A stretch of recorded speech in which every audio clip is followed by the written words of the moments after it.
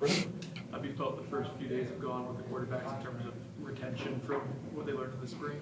Yeah, I mean, being able to go through spring ball, obviously, and then you get the summer together to work rhythm, timing, all those things, and then the workouts guys do on their own. I think there's definitely that carryover and that work shows, but it's also different once you get out there and it's 11 on 11, and we'll find out a lot more tomorrow once we throw the pads on. So it'll be fun to see.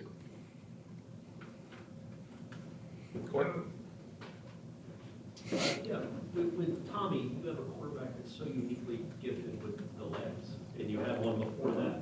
He might even be a better runner, more electric runner than Jordan. How do you coach that at this time of year? Because that will be a part of the offense.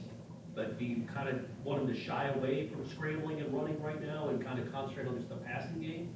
Or do you want him to incorporate that now, even in late July, early August? Yeah, I mean, his strengths are his strengths. You know, that dynamic playmaking ability, extend plays with his legs, still push the ball downfield. But of course, I mean, when you're in more of a controlled, sterile environment, if you will, you want to focus on those root fundamentals, the footwork, the rhythm, the timing, where his eyes are, how he's working through a progression.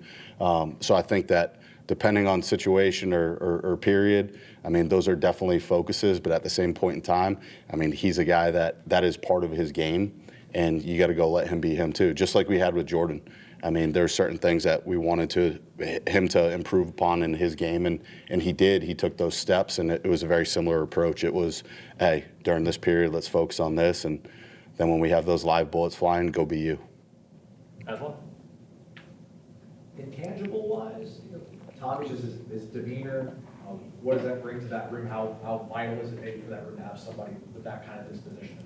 Right. His disposition and attitude, that's a great starting point for it. He is as dynamic of a athlete as he is. I think his personality really matches that.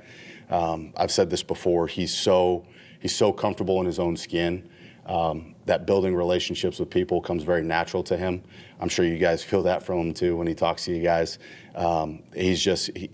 It's something that I think that people are really just born with, that natural ability. And so when teammates see how he interacts with them, how genuine those interactions are, I think it's a little bit easier, I guess, for lack of a better term, to be able to fall in line and build that relationship with him too. When you guys were, obviously Gus was familiar with Tommy, but like when you were evaluating him and watching film before he got here, what were parts of his game you're like, okay, we need to clean these things up, and I guess how was he done with taking those instructions? Sure. I mean, taking a step back first, when you evaluate that film and you look at the body of work he's had throughout his college career, he's played for different coordinators, different systems and I don't know, obviously wasn't at those places, but there could be different standards of what quarterback play needs to look like in those offenses too.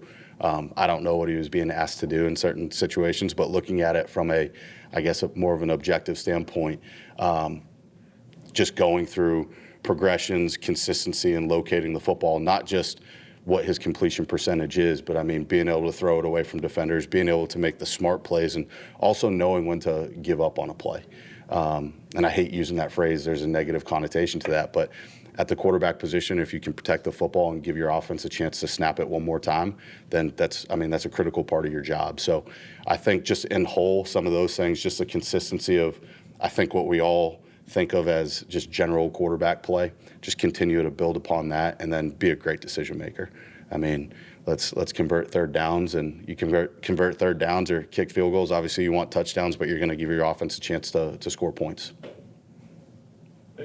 In terms of what you're looking for from Jalen, is the goal for him to just be a sponge right now and absorb as much as possible? And what are you trying to get out of him this fall? I want Jalen to compete every single day, regardless of what his situation is, regardless of what his role is. Just as far as the standard in our program, I mean, you hear Coach Norvell and assistants and players, we all speak the same language in the sense of our objective every single day is to get better. And regardless if you're first or last on the depth chart, whatever that looks like, I want him to go in. I want him to compete. I want him to be a sponge. He's in a unique situation. I mean, he's played a good deal of football regardless of the level he's at. But he gets to also sit and see Tommy, and then Brock has seen playing time. And then, I mean, Kevin, for a young guy, has a really good mind for the game too. So there's some great conversation and back and forth that goes on in the quarterback room. And I think not just for Jalen, but all those guys can take a piece of each other's game or learn from each other as well. And that's something that we encourage. Chris? How do you go about doing reps in the sense of Tommy gets this percentage, Brock this percentage, Kevin, so on and so forth, when you guys get into 14-oriented stuff? Right. I think it matters as much for the quarterback as it does for the guys around him. You want to play guys, obviously, that are going to be on the field together as much as you can. In the same hand or in the same breath, you want those guys to go out and compete and be able to push each other, light a fire under each other every single day. So being able to balance that. And the other piece of it, too, is just being strategic from our standpoint as coaches, how we script the practice.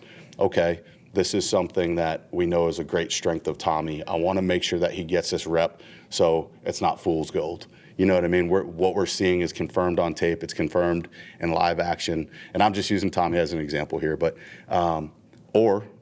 we find a flaw in that. And then maybe he does need to work a little bit more of that. And then after we digest what has happened in practice, what has happened in game planning, that's when you assert that into the actual game day game plan. Okay, these are the strengths of our players. These are the strengths of our quarterbacks. This is how much those guys have repped it. This is how confident he is in it, and this is how confident we are in it. It's kind of a collaborative approach. Tommy seems to connect with people very quickly in terms of personality, but on the field, how has he maybe connected in terms of building that rhythm and chemistry and sharing the playbook and I want this ball here, I want that ball there type of thing with, say, receivers and tight ends? I think naturally from a more experienced player, an older guy, a guy that's seen a lot of football in different types of systems, I think he naturally has the confidence to have those conversations to help build that chemistry with his teammates, regardless of what that position is.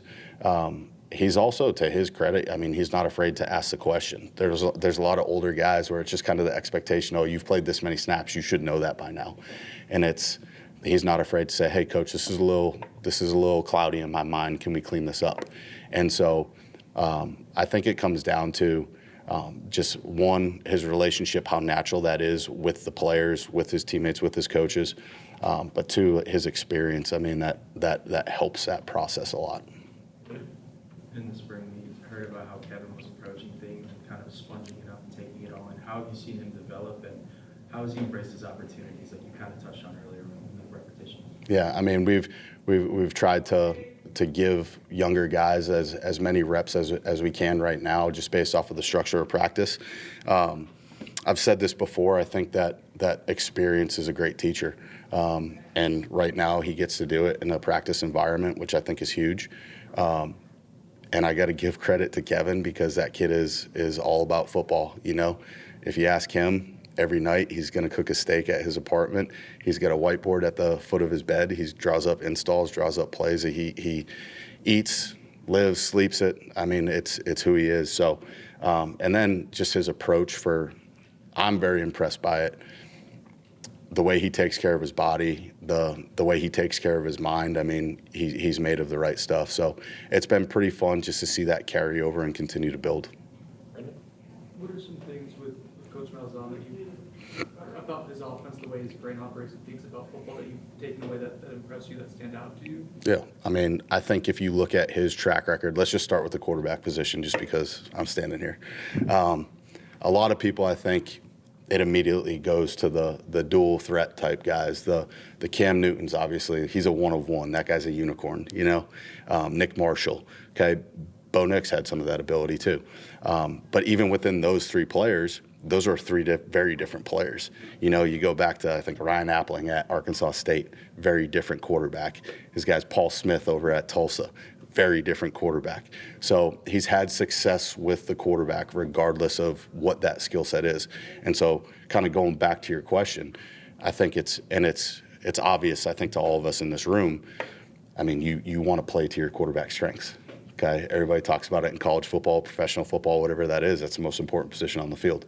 And so I think he does a great job playing to the quarterback strengths, great job identifying strengths and weaknesses around the quarterback, and then tailoring the offense to that.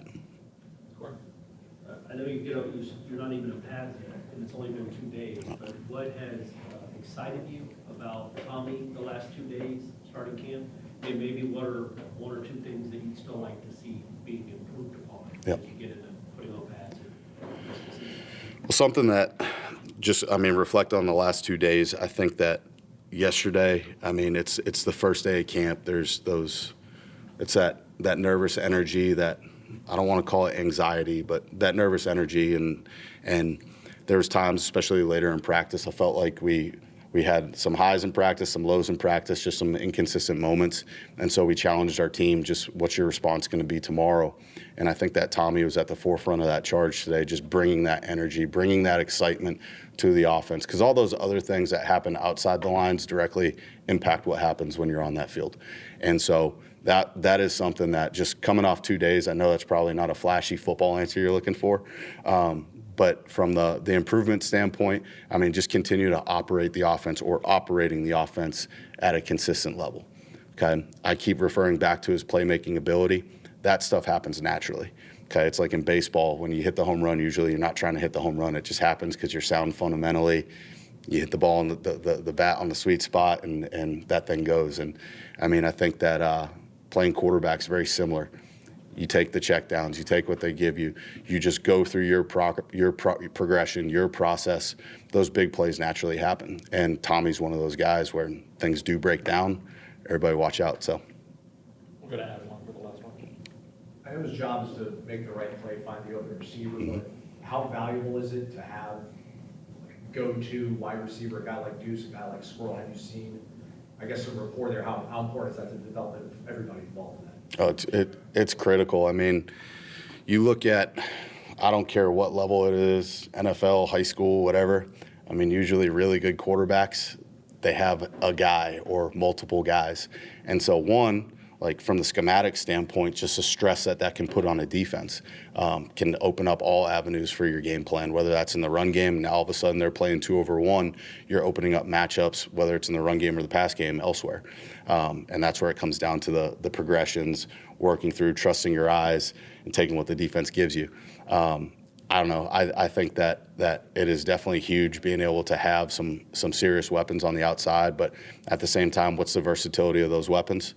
You got Deuce, you got guys like Squirrel, some of our younger guys coming along too, and again, they all have different skill sets, and we're gonna tailor this offense to their strengths and the quarterback strengths.